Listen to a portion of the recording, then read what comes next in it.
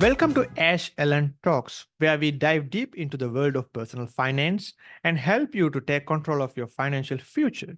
Today, we have a special guest joining us, someone who has dedicated his career to empowering individuals to achieve financial freedom and security. Randy Hayden Bowen is a highly respected financial coach based in Regina, Canada. With years of experience in financial industry, Randy has developed a reputation for his practical, no-nonsense approach to money management. He has helped countless individuals and families navigating the complexities to budgeting, savings, investigating, and debt management, guiding them towards a financial independence.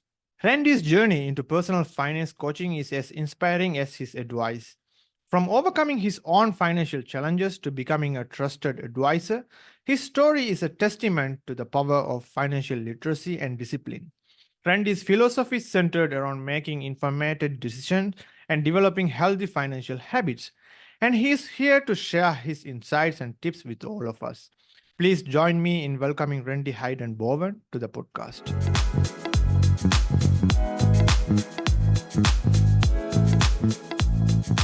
A lot of things to discuss today, but anyway, we are focusing more on personal finance and personal stuff, how the finance should be aligned with all the people and how the habits should be followed up, and how they have making decision on their spending habits and the investment portion and etc. So we're having a very important guest, as I mentioned before. Randy, welcome to the podcast. Thanks for having me. And Randy, we're having a question. Each and everyone's finance is different and it's unique. But how to personalize their finance and how it depends and how to generate the revenue and which portion is the very finest one? And what is your overview of personal finance? So I'll answer this in a bunch of pieces, but I would say, there's things that connect that everyone can do in their finances to help them succeed in that. And that's just kind of getting on your baseline. But the truth of the matter is personal finance is personal. And at the end of the day, you have to look at your situation to understand what works best for you and how you can best navigate this financial world. So if we go back to what can everyone do, the simple answer there is just force yourself to live on less than you make. If you can force yourself to live on less than you make, the rest of your financial journey becomes easier.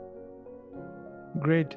And Randy, when we talk about the finance and personal finance, I'm having a question regarding this. The one is the difference. I don't know how the people look at it, and emergency fund and opportunity fund.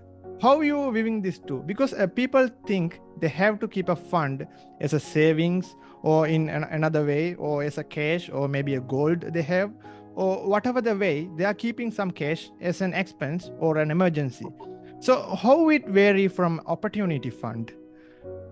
Sure. So you have two funds, like you said, your emergency fund and your opportunity fund. So your emergency fund is essentially a fund that you keep when life just doesn't go your way, when your tire just randomly pops on the side of the road, and instead of using your credit card, you're using your own money to pay for that tire to get fixed.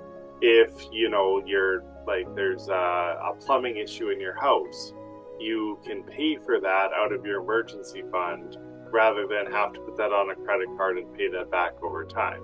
So that's your emergency fund. I encourage you to have at least 3 months expenses in your emergency fund. But then on top of that, I encourage you to have an opportunity fund, which can be used as emergency fund, but it can also be used in times where you're doing really good and you don't really need to have an emergency fund at all, but you kind of like the peace of mind of having an emergency fund. The opportunity fund can be used for you to take advantage of opportunities. I use mine in terms of, if I'm building up and I see, okay, I really want to invest in this like stock, really want to put a little bit more in this stock, I use that opportunity fund to put some more money into the stock market, basically. Now, the key here is to always refill whatever you use. So on a general basis, I encourage 3 months emergency and 3 months opportunity. So you have your 3 months emergency of your expenses, just in case something happens, you can pay for your emergencies. Your opportunity fund, I encourage at least 3 months as well. So collectively, you have 6 months worth of emergency fund, but 3 of those months are actually used for emergency and 3 are used for opportunity. So this can be for extra money to invest. This can be for a spontaneous vacation that you want to take, because I live in a world where, or the clients that I serve are clients that are, they're tight. Like they're tight on their finances, and they're just trying to like figure out how they can utilize the finances that they have. And so, but like why, but we need to reward ourselves with money is basically what we need to do. Like we can't just constantly be in this grind of, oh, I got to pay down debt. I got to pay down debt. I got to pay down debt. I got to I got to save for the kids to go to college. I need to save for a house down payment. I need to save for this. I need to save for that. Like everything in the world is demanding your money, and the best thing that you can do is keep some of that money aside to say, what can I do with this money to take advantage of it, to enjoy it? Because you need to give yourself a break sometimes, especially those people who are like in a position where they just don't have a lot of extra cash laying around. You still need to give yourself a break and be able to say, you know what, I have this amount of money. It's not set for emergencies. It's actually set for me to take care of opportunities that come my way. Whether that is, oh, there's this car that just came on the market. I've been saving up for a car, but it's out of my budgeted amount for purchasing this car. But I also have this opportunity fund over here. So if I can utilize both of these, then I can go and get that car and I don't feel guilty about it. I just have to go fill up my opportunity fund. So I always encourage you to have at least 3 months in your emergency fund, but your opportunity fund can waver. So if you're in kind of like a docile or like uncertain time in your finances, you would have more emergency fund than you would opportunity fund. So you might have 4 months emergency, 2 months opportunity, or 5 months emergency, 1 month opportunity. But I encourage you to have both of them there, because I do want you to enjoy money and not just be stuck in the, oh, we can't do it. We just have to keep paying down debt. We just have to be paying the bills. We just have to be doing all this. I want to encourage you to have the opportunity to take what life throws at you and enjoy it. Yeah. And Randy, when it's come to opportunity fund, I'm having a question. Let's say a person having 100,000 with him as an opportunity fund, right? And he saw an opportunity that's a 1 year long fixed investment will give him 30 or 40% of interest or dividend, whatever you call. And he's seeing it as an opportunity, and he invests that 100,000 in fixed deposit, and maturity time is 1 year. So in this point, so is this money is an opportunity fund or it's an investment? Well, like the way I view it is you have your investment accounts already, kind of thing, and those are working for you. And then, so if you wanted to utilize your opportunity fund to put more into an investment, then you would just do that. You kind of keep them separate, but you can use them for the same thing. That it'd be like saving up for a vacation. So you're saving up for a vacation, and all of a sudden that vacation, for whatever reason, gets gets rushed and you like it's coming up 2 months earlier than what was expected. You can use your opportunity fund to top up your savings for that vacation to get to that vacation 2 months earlier. Mm-hmm. So it's not like it's not like it's not like an investment. It's more of a fund that just sits there and that you can utilize for an investment. You can utilize for a vacation. You can utilize for a car. You can utilize for a spontaneous trip, whatever it is. But it doesn't become those things. It's still an opportunity fund at the end of the day. It's still just sitting pile of money waiting to Mm. be spent Yeah. when And it's needed. yeah, yeah. Uh, when it's come to finance, it's more Mm-hmm. complex in current world. There is AI technologies and a lot of new ventures are coming in, and people thinking more complex way about finance. In a term we call like self accountability. How Mm-hmm. you viewing this term and how you seeing this term in finance? So self accountability for personal finance, I do think people complicate this too much. And I do think that yes, like there's new technologies, there's new ways of doing whatever, investing, everything like that. I think that we have to find ourselves and pull back on ourselves and just say, let's go back to the basics first. Like that's where we start, right? And so Yeah. your self accountability when you're starting out in your finances is just simply having a budget.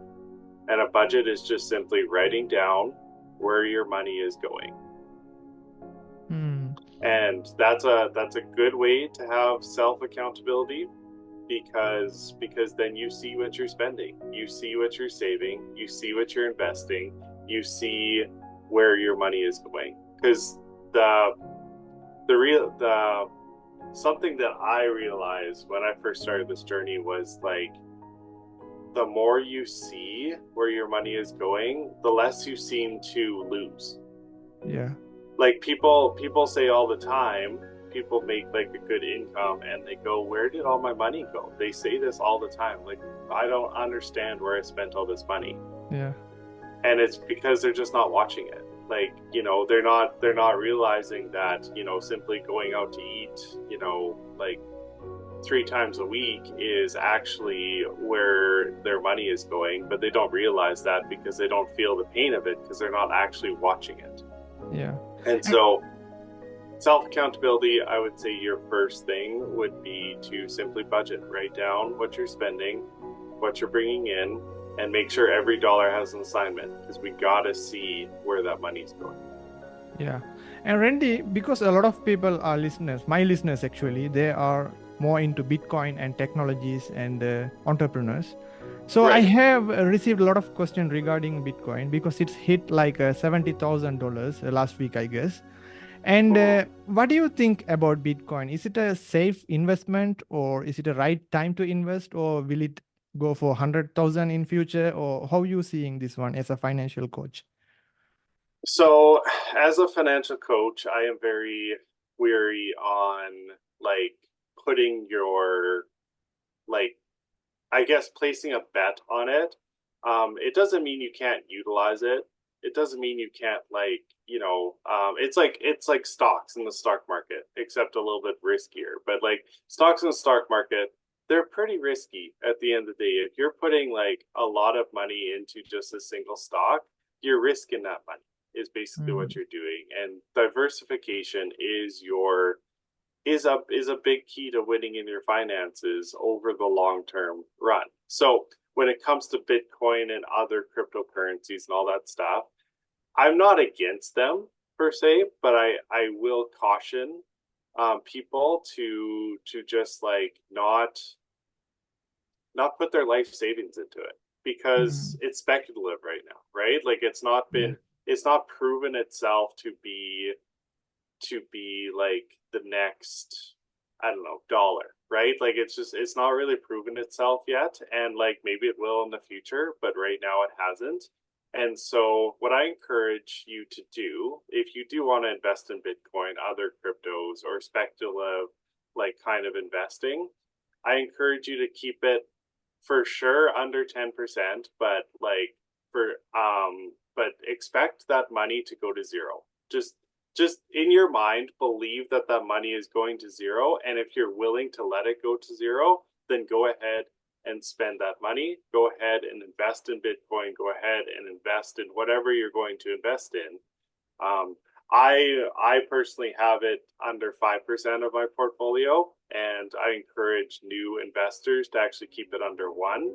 But if you've done your research, you've done your due diligence with that, and you have the money, then yes, as long as you believe that, okay, like this could go to zero and I'm willing to lose all this money, then go for it. It's like there's nothing wrong with trying it. It's just knowing the risks and knowing that, hey, and like just being responsible with your money, right? Like if you have a family and you're remortgaging your house to invest in Bitcoin, I'd say no. Like your family is number one. You got to take care of your family first. So why are you like risking your family's lifestyle or your family's life in general just to invest in a speculative like account kind of thing? Like you make sure your family's cared for first, and then if you have money left over, it's like dessert. Like you Hmm. have you take care, you eat your meal first, and then if you're like, oh, like I'm still a little hungry, I could go for some dessert.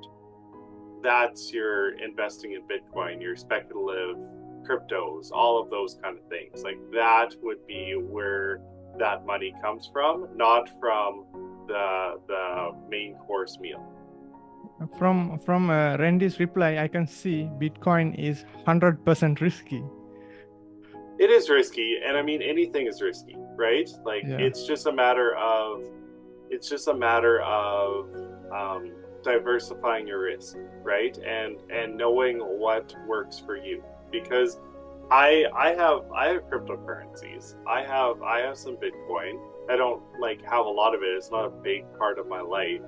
But I have other things too. Like I have some mutual funds, I have some ETFs, I have some stocks. Like I have some, just with interest rates being what they are. I have some.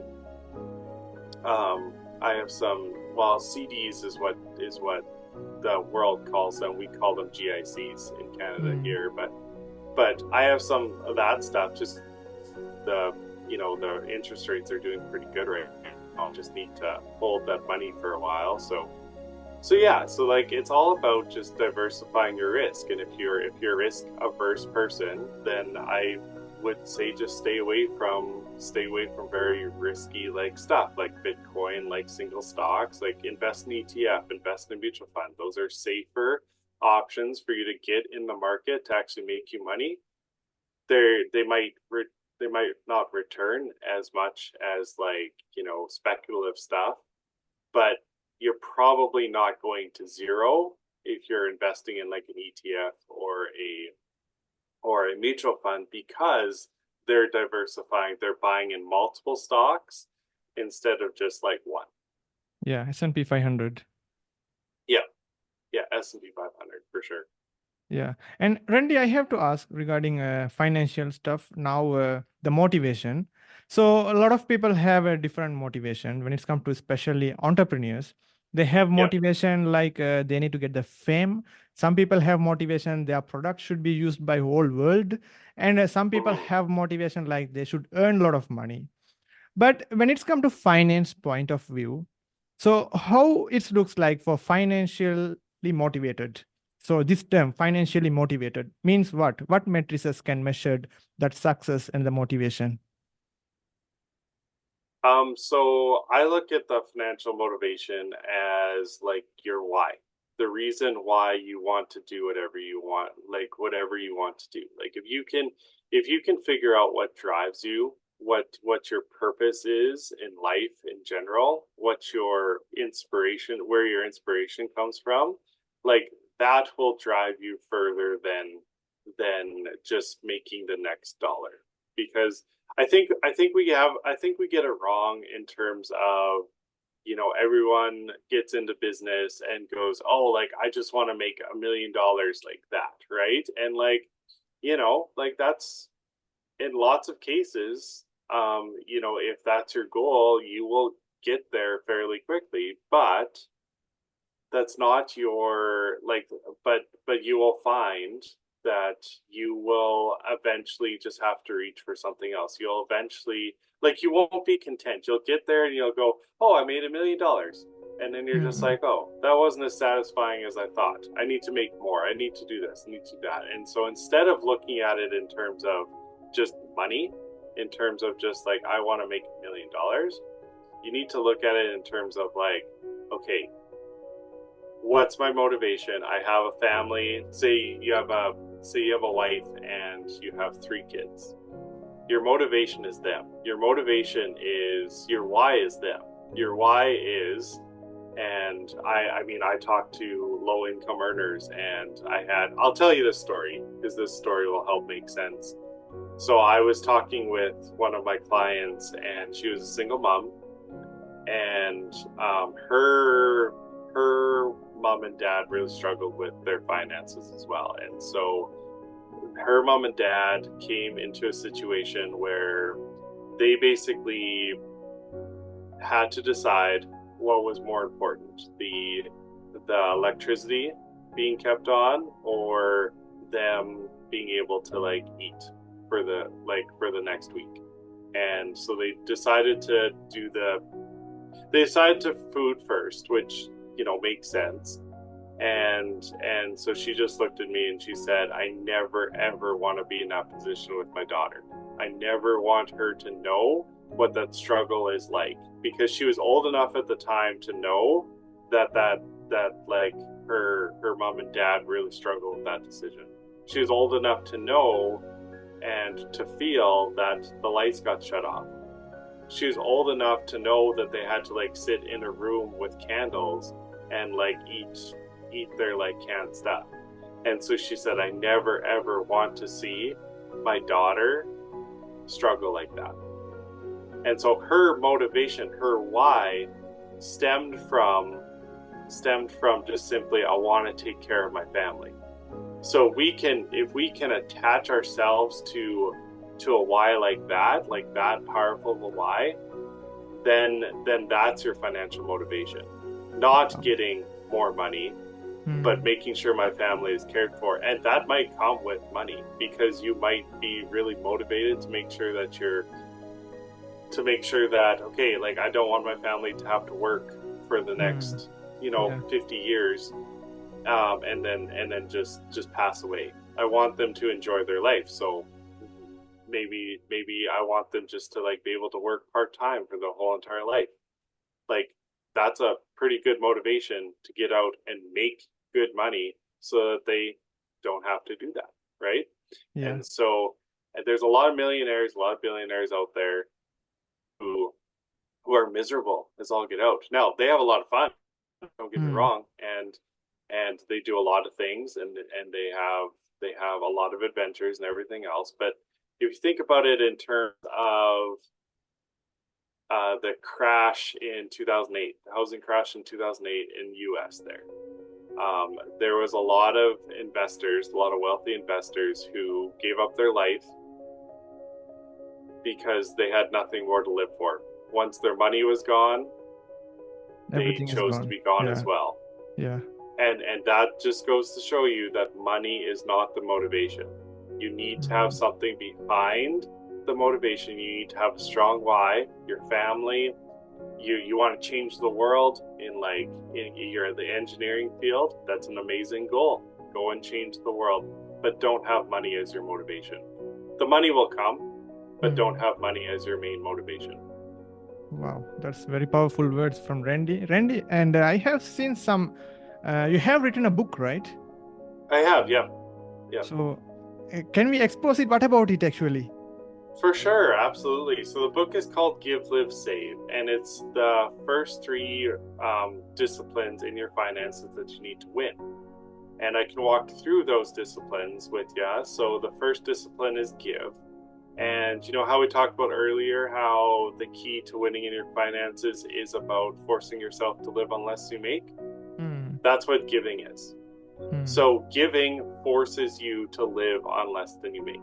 And the reason and it's kind of counterintuitive because you think, okay, I'm just going to give my money away, but I'm living paycheck to paycheck. Like how well, why are you doing this to me? Like this isn't helping me. I'm going further in the red. I'm going further in the red by you giving money away. Actually doesn't work that way because when you give, first off, you're forcing yourself to live on less than you make, which is the key to financial success. If you can force yourself to live on less than you make, you will win in your finances at whatever degree you want to win in your finances. But it's a starting point. It's the thing that gets you to actually start to win in your finances. So giving money away right off the bat forces you to do that. And it's important that you kind of force yourself to do that because unlike savings where you can easily pull back from your savings and say, oh, I didn't make it this month, I need to pull from my savings, you can't really pull back giving. Like giving, once you give money away, it's gone.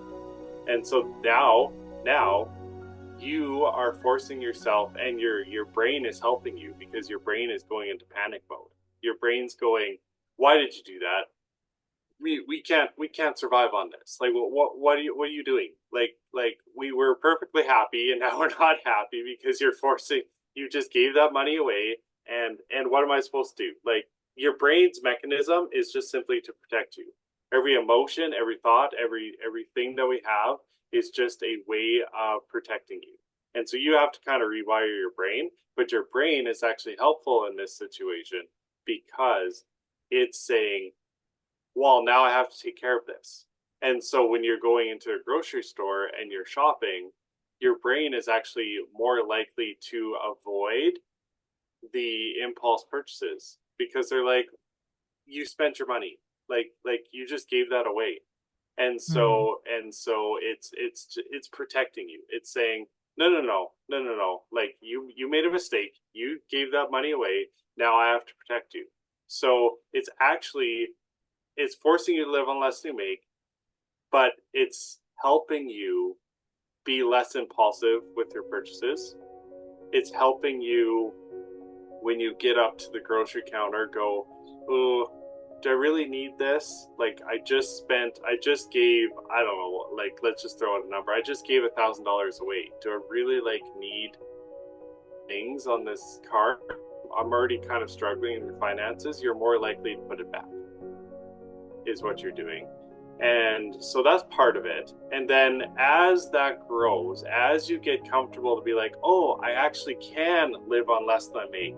I gave $1,000 away, and guess what? I'm still breaking even, or I still have money in the bank. And then you start to get motivated and you start to go, I can do this. I can live on less than I make.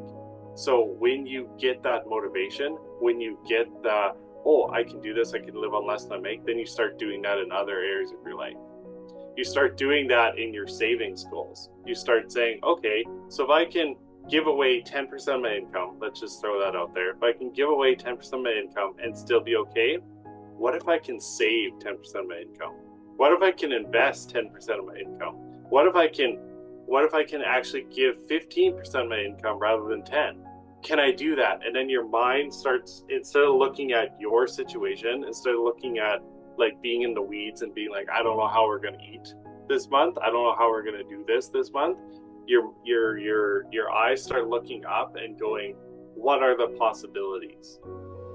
Like, how can I invest my money better? How can I give my money better? How can I do all this? So instead of focusing on yourself and being selfish, you become more selfless, which, let's be honest, this world needs a lot more selfless people, and we need a lot more people that are just out there to make a difference in the world and not just out there to make more money. Now, money can easily come alongside you for sure. So that's number one. You give so that you can force yourself to live on less than you make. You become more selfless and less selfish, and you start to look for opportunities rather than just solely focused on yourself. And then the live is, let's be honest, you got to take care of your family. Like the financial coaches of the world that say you need to pay yourself first, that's exactly what it means.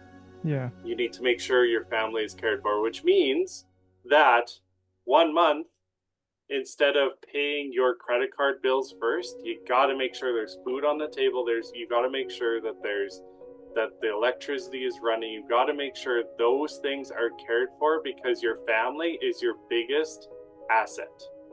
Hands down. Your family is either going to be with you or against you on your financial journey. You want them with you.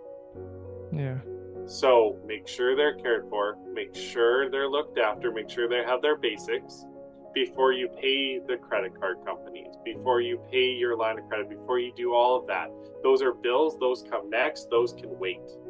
Yeah. Those are the loudest voices in the room, but those are not the most important voices in the room. The most important is getting your family on board. And what better way to get your family on board by making sure they have their basics covered first. So that's the live part of it. And then the save is, let's save for a rainy day. Let's have that emergency fund. Let's create that opportunity fund. Let's pay down some debt. Let's get that out of our life. And then once you can do all of these three disciplines, then you move into investing. Then you look at it into your fourth discipline and you say, okay, now I'm into the investing stage. Now I'm looking and going, okay, where am I going to invest my money? And that's where the rubber meets the road in terms of you making extra income. Wow. So listeners, with Randy's, I will short it very quickly. First, you fill your cups first, then serve to others. So with that note, Randy, I have one more question, which is Sure. a very interesting one. Before we finish the podcast, we will ramp it up. Loud mouth, right? There are some people out there, they have already succeeded, but they are very silent. And there are some people broke actually, but still they are silent. So how we can find who is actually succeeded or who is actually broke or what's happening, how we can find from our environment that who is actually achieving the goals. So with this loud mouth concept, can we find the people? I think you can, because I think that a lot of like rich people have a tendency to stay off social media and brag about themselves. True. Like they like, yes, there's some that will like gloat and will show like, oh, I have this, I have that, I have the other thing, but we just don't know how much of that is actually accurate. Like they could have a Lamborghini, and you just don't know. Like that Lamborghini could be leased. Yeah. And they could be like, oh, you like this is the lifestyle elite or whatever. You got to look at it in terms of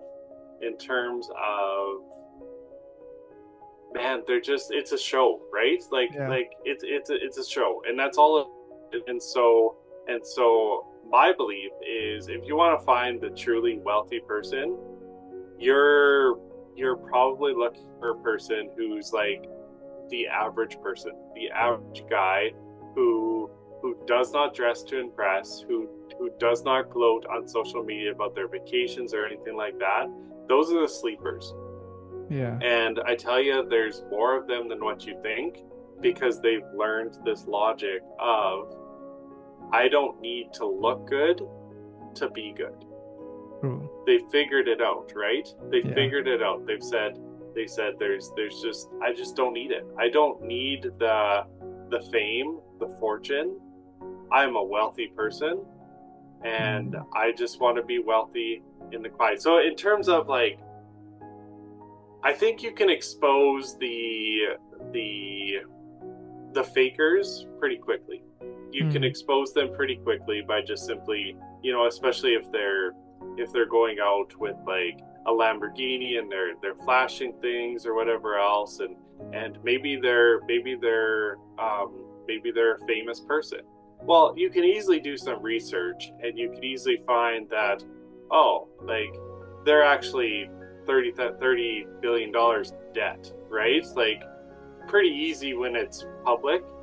Yeah. And you know what? Like there are successful people that are very public with their stuff, but I would say a lot of them, and I like that's a lot of them are struggling. A lot of them are living paycheck to paycheck. And let's just take finances off the table for a bit.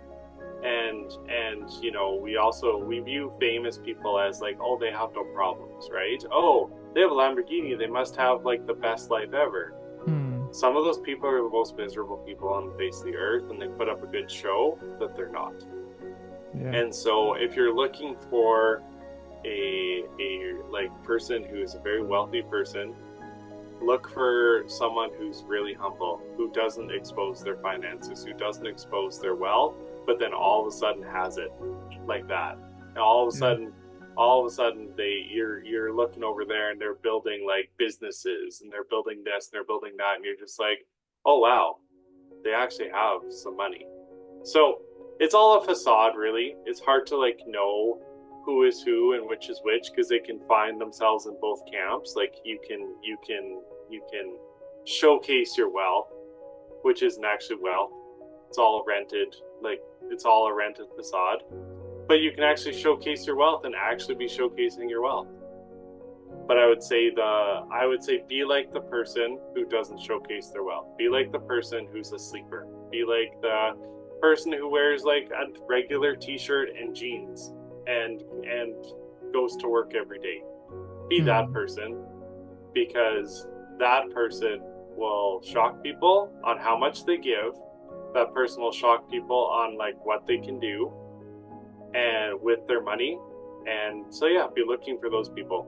How do you find those people? You just start talking. You just start talking to people. You know, you build relationships, and then all of a sudden you realize, oh my goodness, right? Like, Hmm. there's a person that I know of who is like a billionaire, and like he will look like everyone else, and he will go and there's a camp near us, and he will go with his wife and he will go and volunteer and like just manual labor help the camp out. And it's Wow. like, and you don't realize he's like made of wealth. You don't realize how much money he actually has because he's there, he's humble, and he's getting the job done, and you would never know that he is, you know, like you can speculate because he has a really nice house, but if you just saw him on the street you would never know. Wow. Yeah. And people love that kind of people only. Yeah, those people have a good heart, right? Yeah. those people those people know that the end game is not about the money. The True. end game is about helping people. The end game is about building a life that they can be proud of, that their children can be proud of, that their grandchildren can be proud of, that generations can be proud of, because they have a bigger mindset than what's in it for me. They're looking at it in terms of, I'm changing generations and this is how I'm doing it, and I don't care who knows. Wow. Thank you. Thank you very much, Randy. We have discussed a lot about finance and practical scenarios and how the billionaires behave and how these loudmouth people are actually what are doing and what's the sleeping people and the things which we have discussed here a lot, all about finance and how they should be aligned and their attitude should be changed towards it. And we have discussed more towards the depth